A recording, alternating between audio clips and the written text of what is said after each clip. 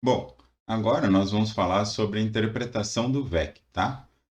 Ele é um pouco diferente do VAR, em alguns aspectos é bastante parecido, principalmente com relação à decomposição da variância e as funções de impulso, de resposta ao impulso, né?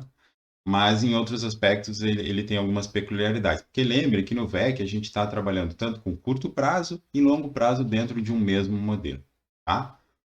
Lembre também que aquela matriz, né, que tinha lá os vetores com integrantes e os vetores de ajustamento, ela na verdade é decomposta aqui. Como aqui a gente tem um vetor de cointegração, né?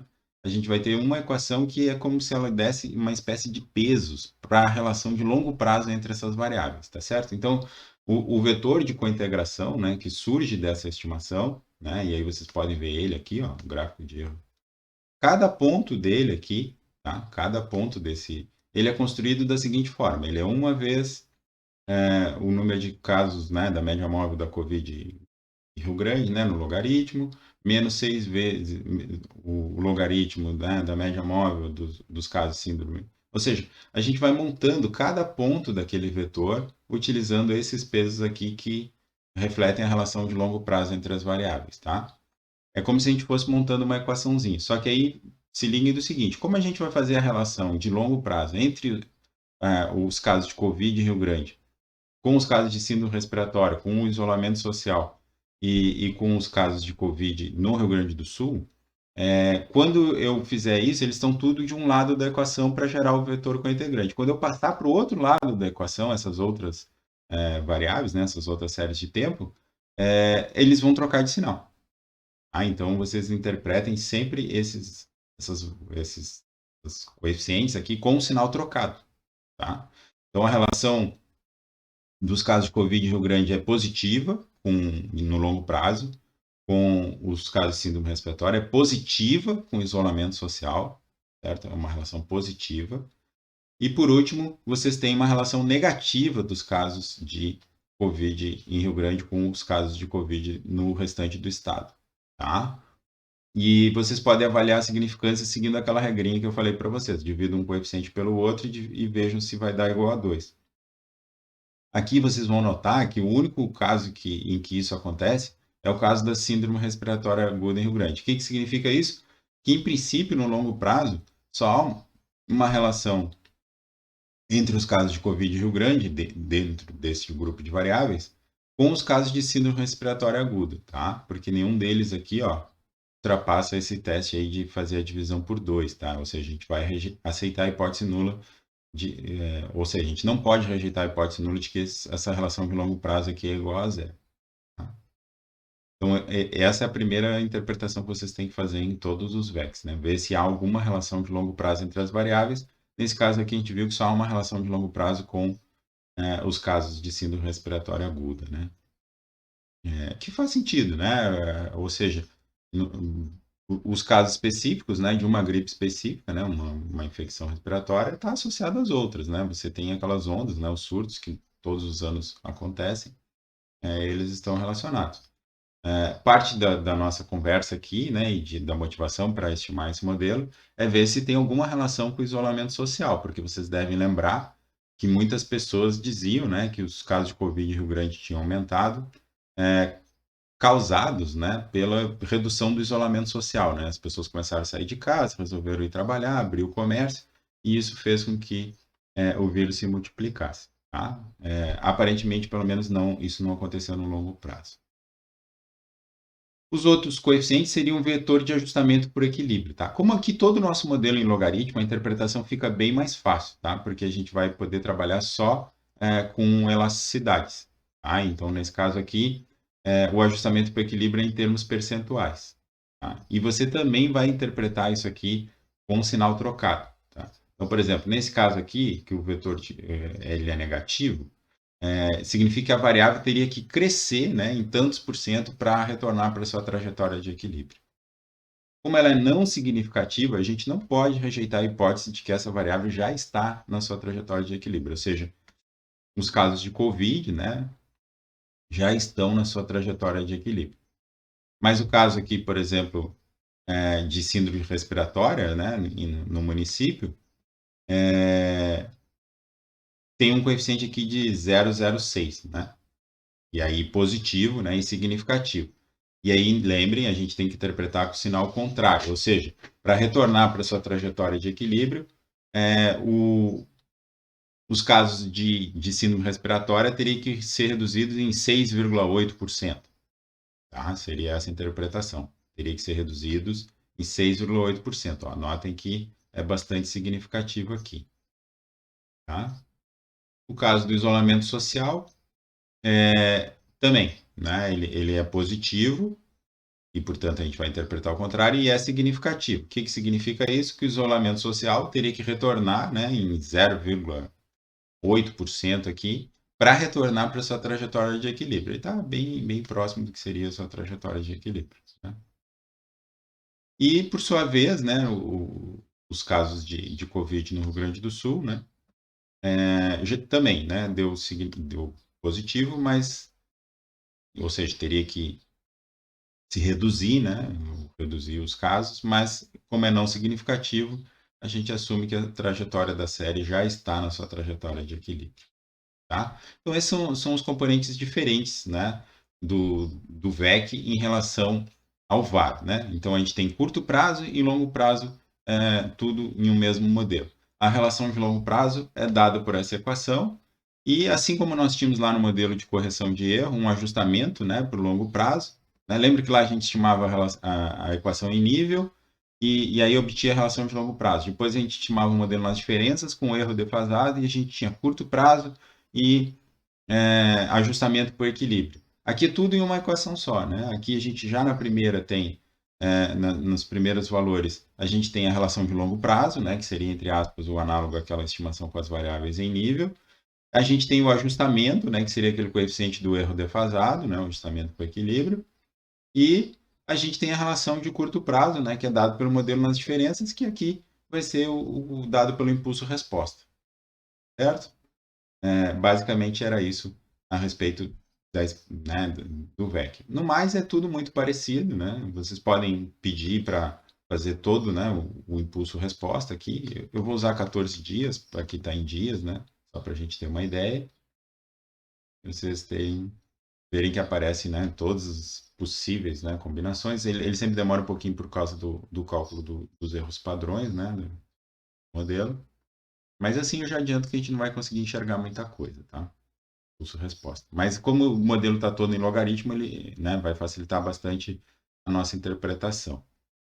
Então, aqui vocês podem ver as relações, um choque de um desvio padrão, né, no número de casos de Covid, aí o efeito no isolamento, enfim, efeito em todas as variáveis, tá?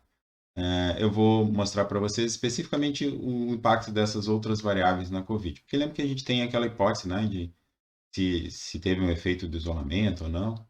Vamos começar então pelos casos de síndrome respiratória aguda em Rio Grande, tá?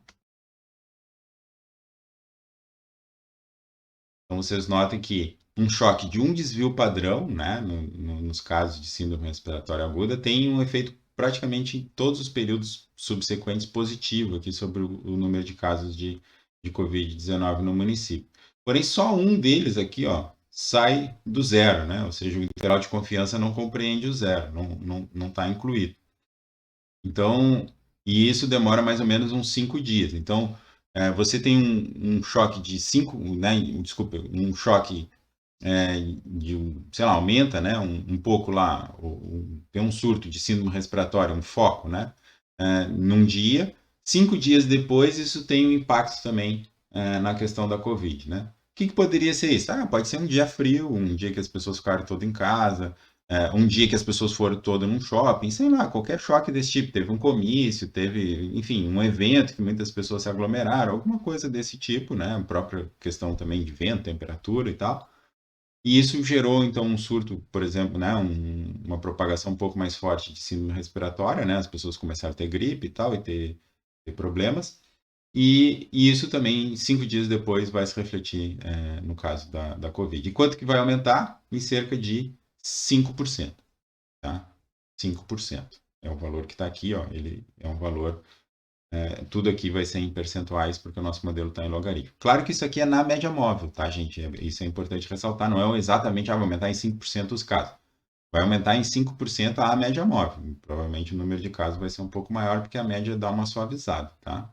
Mas pode ter um choquezinho e você ter um deslocamento da série. No caso do isolamento social, né? Que é a nossa hipótese aqui que está querendo testar.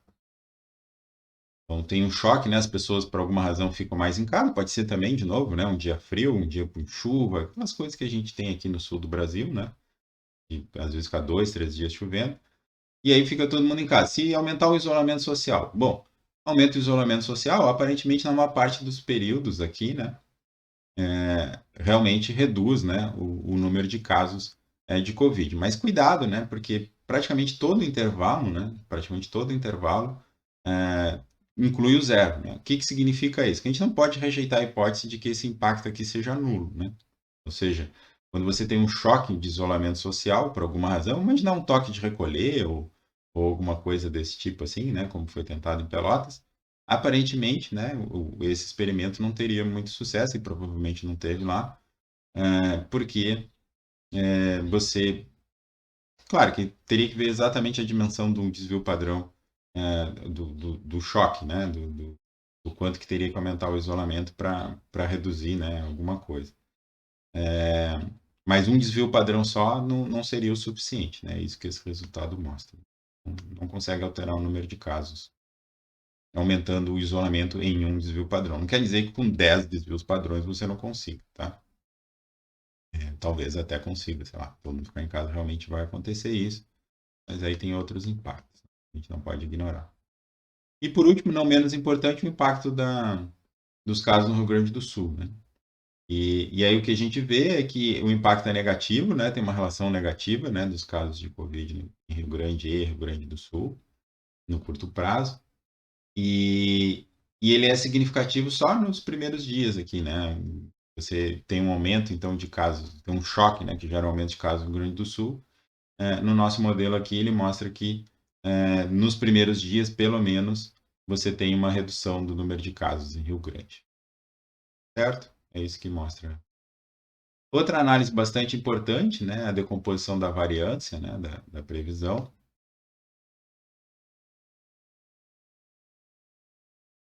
E a gente tem aqui. Aqui a gente tem o quanto das variações, né, na previsão dos casos de Covid se deve a variações na própria Covid, né, nos casos de Covid, e quanto se deve de variações nas outras variáveis, né? E olha que resultados bem interessantes, né? Então, como é que a gente interpreta isso aqui? Na primeira linha, no primeiro período, né, no primeiro dia, 100% dos casos de Covid são explicados por variações nos próprios casos de Covid. Mas aí, à medida que os dias vão passando, né, o que vai acontecendo? É óbvio, né, os casos de Covid continuam sendo importantes para explicar as variações nos casos de Covid, o que faz, pelo menos para mim, todo sentido, né? Que é uma doença contagiosa, né? À medida que você tem mais pessoas com casos de Covid, isso vai também gerando mais casos, né? E é assim que ele vai se multiplicando, né? Mas ele vai perdendo importância, né? No seguinte sentido, né? A gente vai vendo que vai ganhando importância os casos, né? De síndrome respiratória, né? Ou seja, 14 dias depois, praticamente 11% das variações nos casos de Covid se devem a variações nos casos de síndrome respiratória aguda, né? Você tem mais pessoas, né, gripadas, doentes, com imunidade mais baixa, né? Então você acaba observando um aumento, né, nos casos de Covid, né? Embora a gente não e a gente achou, né, essa relação positiva ali no curto prazo. Um impacto ínfimo, né? O isolamento tem maior impacto aqui 9 dias depois, né? 8 dias depois. É, mas ele é capaz de explicar só 2% das variações nos casos de Covid, né? Então, toda aquela tese, né, que se tinha, né, de dizer que a gente ainda vai fazer mais um teste para avaliar isso, né? Mas toda aquela ideia de que as pessoas não contribuem com o isolamento, não sei o quê, enfim, pelo menos do meu ponto de vista, né, esse tipo de resultado faz com que isso caia por terra. Deram uma importância para o isolamento social que, pelo menos nos números, eles não mostram, né? Você não consegue observar essa importância toda é, dessa relação, né, entre isolamento e os casos de Covid no município, né? vocês vejam que até os casos de Covid no Rio Grande do Sul têm um potencial, né, vamos dizer assim, de explicação muito maior, né? Muito maior e 14 dias depois, quase 10%, né, 9,29% aqui das variações dos casos de Covid no município se devem a variações dos casos de Covid no Rio Grande do Sul, certo? E aí eu acho interessante também vocês analisarem aqui, ó, usar o... Porque uma das possibilidades é a gente ter uma relação no sentido inverso, né?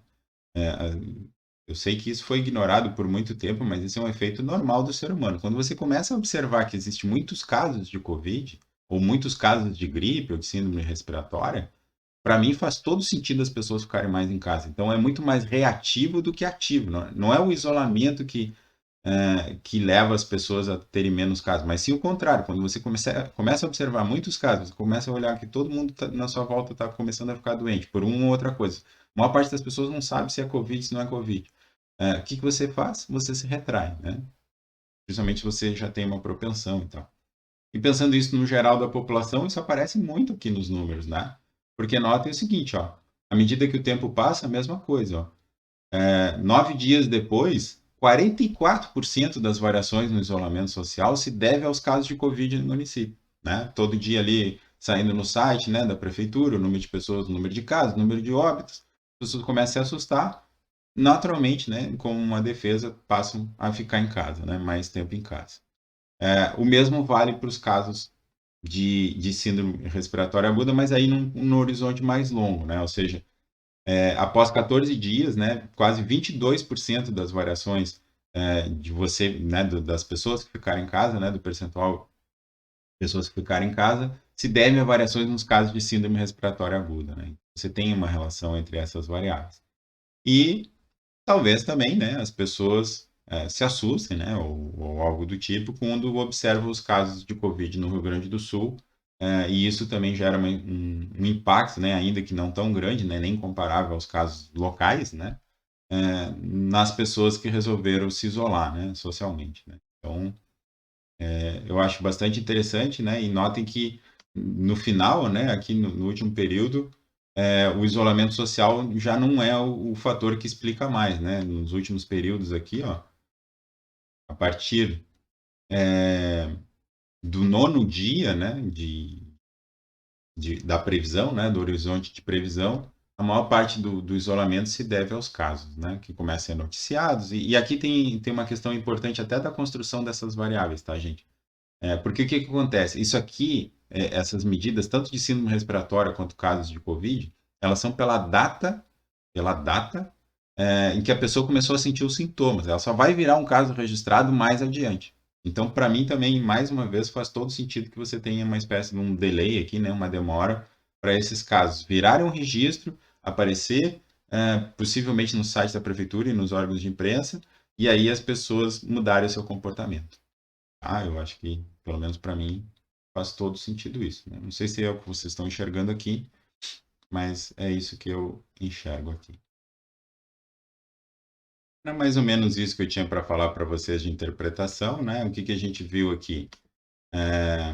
Que a gente faz uma relação de longo prazo, ajustamento, né, para o longo prazo, faz impulso-resposta, faz decomposição da variância, tá? Basicamente são essas 4 ferramentas aqui, esses 4 blocos, né, de interpretação do VEC que vocês têm que saber e analisar, né?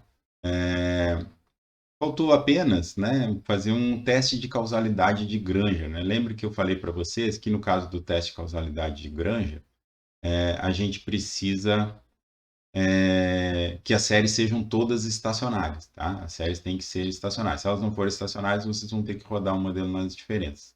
Há controvérsia se o teste de causalidade de Granger é válido quando o modelo é estimado nas diferenças, tá? Eu vou ficar fora dessa disputa porque, na verdade, tem autores tanto para um lado quanto para o outro, que dizem que pode, outros dizem que não pode. Na dúvida, eu não faria, mas, enfim, né, tem um pouco de tudo nisso. Mas eu vou mostrar para vocês como fazer esse procedimento, seguindo o procedimento proposto, né, por 2 autores, né, japoneses, Toda e o Yamamoto, um artigo de 95, em que eles ensinam como você pode fazer, então, um teste válido, né? Um teste de não causalidade de Granger, no caso em que há cointegração. Tá? O que vocês precisam saber? Vocês precisam saber, a ordem das séries que vocês têm. Tá? Ou seja, se elas são integradas de ordem 1, se estão integradas de ordem 0. E aí vocês vão pegar a máxima ordem que vocês têm lá de variável integrada. 2. Vocês precisam saber o número de vetores de cointegração que vocês têm. Tá? Vocês precisam saber o número de vetores de cointegração que vocês têm. Isso tudo a gente já sabe, né? A gente tem algumas séries que são em 1, outras são em 0. Então, a nossa ordem máxima é em 1. Depois, vocês têm... já sabe que a gente tem aqui um vetor de cointegração. Tá? Bom, com essas informações, o que a gente vai fazer? A gente vai estimar um VAR. Tá? A gente não vai estimar um VEC, mas a gente vai estimar um VAR com um truque. O truque é o seguinte: nós vamos acrescentar uma defasagem, tá, no nosso modelo do VAR do que seria o VEC. O que significa isso? O nosso VEC era um VEC com 7 defasagens, tá? Então significa que vocês poderiam estimar um VAR com 7 defasagens, mas ele vai ser equivalente a um VAR com 8 defasagens. Só que ao invés de colocar essa oitava defasagem no modelo, nós vamos colocar essa oitava defasagem no modelo como variável exógena, não como variável endógena. Tá? Qual é a dificuldade que a gente tem de fazer isso? A dificuldade é que você vai ter que criar essa variável exógena, que é a oitava defasagem de todas essas variáveis aqui. Tá? De todas as variáveis. Bom, e como é que a gente vai fazer isso no Greto? O Greto ele não deixa vocês fazerem a oitava defasagem. Tá? Ele não vai deixar na própria variável vocês criarem a oitava defasagem. Eu recomendo vocês criarem uma espécie de umas variáveis placebos. O que significa isso? Você pega e cria uma variável exatamente igual a essa aqui, só muda o nome. Tá? Então, vem aqui em acrescentar, definir nova variável. É aquela mesma variável, tá? Eu vou botar só COVID, tá? E ela vai ser igual a COVID em Rio Grande, né? A média móvel do logaritmo dos casos de COVID em Rio Grande. E deu. Criei essa variável. Ó. Com essa variável aqui, que é idêntica àquela outra, tá? Só para ficar claro para vocês, eu consigo facilmente no Greto acrescentar essa informação como uma defasagem variável exógena. Como? Aqui, ó. Vem aqui, multivariado, eu vou rodar agora um var, tá? Não é um vec. Vou usar 7 defasagens para aquelas variáveis que eu já estava trabalhando, tá? Vou incluir uma constante, uma tendência, né? Porque meu modelo já era assim, né? Vou clicar aqui nos erros padrões robustos só para ganhar um pouco mais de confiança, embora a gente não tenha falado sobre isso. E lembra, né? Nosso modelo tinha constante e a tendência tanto no vetor cointegrante quanto na própria equação. Então, a gente tem que tentar manter a mesma especificação que nós tínhamos lá no VEC. E agora vem a parte que é a novidade, tá? Eu já criei essas variáveis aqui, ó. Eu já criei essas variáveis, eu criei todas as variáveis, são exatamente essas mesmas aqui, para usar elas como exógenas. Eu só mudei o nome e botei um número 2 aqui para cada uma delas. E aí, aqui nas defasagens, a gente vai usar só a oitava defasagem dela, ou seja, nós vamos acrescentar uma defasagem. Tá? Vamos acrescentar uma defasagem. E aí vocês façam aqui, ó. Tem que deixar 8 para 8, tá? Porque aí ele vai colocar só a oitava defasagem em cada modelo.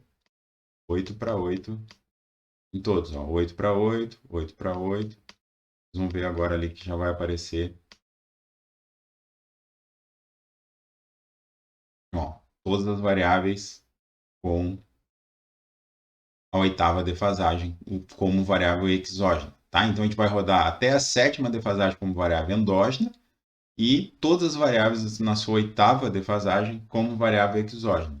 E aí nós vamos fazer um teste, né? Um teste para saber se todas essas defasagens das outras variáveis são iguais a zero. Tá? Esse é o teste de não causalidade de Granger ou de precedência temporal. Qual é o nosso objetivo aqui? É saber o que vem primeiro. Né? Se o isolamento, por exemplo, precede os casos de Covid ou se é ao contrário. Né? Se as pessoas ficando mais em casa realmente tem uma redução nos casos de Covid no município. Aqui vocês têm o resultado, esqueçam esses resultados, tá? Vocês não vão fazer impulso-resposta, vocês não vão fazer análise, não vão fazer nada. O único resultado aqui que interessa para vocês, só chamando a atenção, ó, de que essas variáveis vão aparecer agora aqui como apenas variáveis exógenas, tá? Elas vão aparecer em todos os modelos. E os testes estão aqui, ó. São esses testes F, em que vocês, para cada equação, vocês conseguem avaliar a precedência temporal. Então, no caso dos casos de Covid em Rio Grande, né, da média móvel, a gente tem os seguintes resultados. A gente analisa sempre cruzado, tá? A gente não avalia com relação à própria variável. Então, a gente vai analisar esses 3 testes aqui de precedência temporal. O que a gente observa? Que a gente aceita a hipótese nula de não causalidade, né? Ou de não precedência temporal dos casos de Covid no Rio Grande do Sul. Então, pelo menos para essa amostra aqui, os casos de Covid no Rio Grande do Sul não precedem os casos de Covid em Rio Grande. O isolamento social não precede os casos de Covid em Rio Grande. E o que a gente vê é que quem precede os casos de Covid em Rio Grande, né, temporalmente, são os casos de síndrome respiratória aguda, né? Que reforça aquela tese, né, aquela ideia, ou aquela hipótese, de que, na verdade, são surtos, né, os surtos que ocorrem, né, no inverno, e quando chega baixa imunidade, enfim, por causa da umidade, do frio e tal, vem praticamente todos os surtos juntos, né? E aí você começa talvez com surtos de outras gripes, e aí nesse meio do caminho veio o vírus, o SARS-CoV-2, né, que é o vírus da Covid-19, e contaminou um percentual razoável de pessoas da cidade, inclusive eu, né? Enfim, vocês notam então que os casos de Covid não precedem, né, os casos de síndrome respiratória, mesma coisa para o isolamento, né? Longe, né? Não precede, né? O isolamento não consegue afetar aqui, pelo menos temporalmente, né? Os casos de síndrome respiratória. E no caso do isolamento, né? Que é essa equação 3 aqui, ó, eu chamo a atenção de vocês para o seguinte. Dá bem no limite ali, né? Bem no limite dos 5%, enfim, na tampa, né? Mas seria forte a gente rejeitar, né, a não precedência temporal, né? O que mostra esse resultado aqui? Mostra que, na verdade, o número de casos de Covid é que precede o isolamento social. Eu sei que, como de novo, não é a significância, né, mas está ali no 0,05, né? E então, na verdade, o isolamento social é a resposta, né? É a resposta aos casos de Covid no município, né? Quando as pessoas percebem que os números estão aumentando, acabam se isolando mais. Tá? Então, e aí vem aquela questão importante, né, para a gente encerrar essa aula, que é o seguinte, né? Lembre que causalidade precisa de duas coisas, né? Precisa basicamente de duas coisas. Precisa de correlação forte e precedência temporal. Correlação forte e precedência temporal. Com isso, você já consegue fazer alguma inferência quando você trabalha com séries agregadas a respeito de causalidade. Ou seja, não tem como algo causar alguma coisa se ela vem depois. Tá? E é exatamente isso que a gente identificou aqui, né? Ou seja, que o isolamento, né? E aí muito se falou, eu sei que muitas pessoas falaram isso, talvez vocês tenham falado isso, de que o isolamento, né? Variações no isolamento social foram que desencadearam o surto de Covid no município de Rio Grande. Os dados não mostram isso, né? O que os dados mostram é que se tem alguma coisa que precede temporalmente, que é um potencial causador dos casos de Covid em Rio Grande, são os casos de síndrome respiratória aguda, né? Os casos de doenças respiratórias no município. Mas não o isolamento social. Na verdade, o sentido da relação entre o isolamento social e os casos de Covid é ao contrário do que muitos pensam, né? Pelo menos neste período, né? E exatamente nesse município, né? Isso é importante deixar claro. É justamente o contrário, né? É justamente o contrário. As pessoas se assustam e a partir daí a gente... E a gente já tinha visto isso, né? Intuitivamente, ainda sem nenhum teste formal, quando a gente fazia a relação aqui, né? No Gretel, fazendo um correlograma cruzado dos casos de Covid com os casos de isolamento, com a questão do isolamento, né? A gente via que a correlação era baixa, né? A correlação era muito mais no futuro, né? Ou seja, os isolamentos no futuro com os casos de Covid no período anterior do que o contrário, né? E isso aparece lá nos testes, então não é uma questão do tipo, eu acredito, não acredito, é simplesmente o que os números estão mostrando, né? Mas quando a gente fazia essa mesma relação dos casos de Covid em Rio Grande com os casos de doenças respiratórias no município, né, a diferença é absurda, né? Olha o tamanho da correlação, né, entre essas variáveis nas defasagens, né? Uma semana antes, né? Então, muito mais forte, né? Muito mais relacionado, né? E essa talvez seja o limiar aqui da diferença entre o senso comum e quem trabalha com análise empírica, né? E que a gente pode até ter várias teorias, né, sobre as coisas, mas se elas não são validadas por evidências empíricas, elas são de pouca utilidade, né?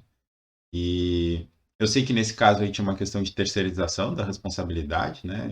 Enfim, e por algo que talvez as pessoas prometam que vão controlar, que é a expansão do vírus, e na verdade não conseguem, né? É muito difícil porque é algo invisível, as pessoas, por mais que tomem cuidado, em algum momento acabam se contaminando, né? E, e aí se tentou terceirizar a responsabilidade colocando a culpa na população, na praia, né? Enfim, vocês já sabem toda essa história, eu não preciso me alongar. Mas não é isso que os números mostram. Tá certo? Era isso que eu queria mostrar para vocês hoje. É uma aplicação prática que tem a ver com a nossa vida, né? E que traz, né, que esses métodos que vocês estão aprendendo trazem alguma resposta bastante interessante.